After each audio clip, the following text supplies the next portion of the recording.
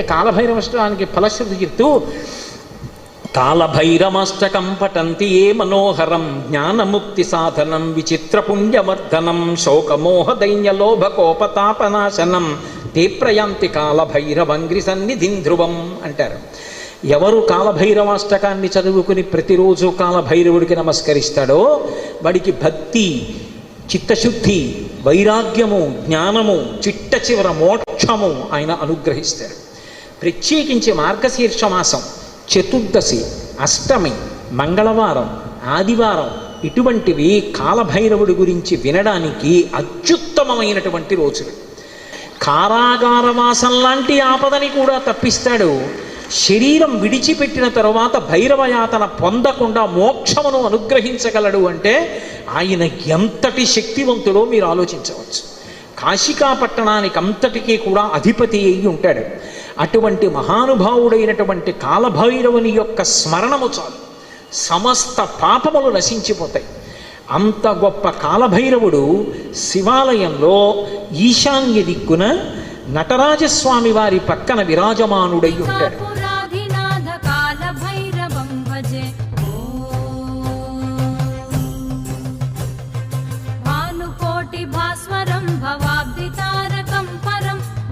కంఠమీప్సితార్థదాయకం త్రిలోచనం కాలకాలమంబుజాక్షమక్షశూలమక్షరం కాశికాపురాధినాథ కాలభైరవం భజే.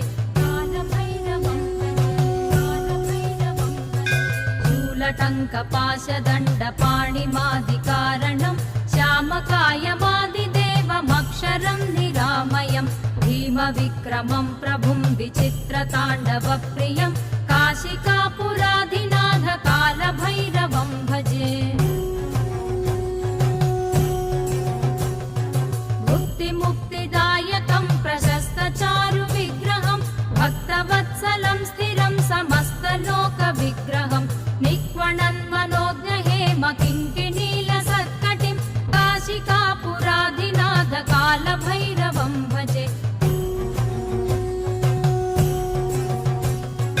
ధర్మసేతుపాలకం త్వధర్మమార్గనాశకం కర్మపాశమోచకం సుశర్మదాయకం విభుం స్వర్ణవర్ణకేశపాశోభితాంగనిర్మలం కాశికాపురాధినాథ కాలభైరవం భజే. రత్నపాదుకా ప్రభాభిరామపాదయుగ్మకం నిత్యమద్భుతం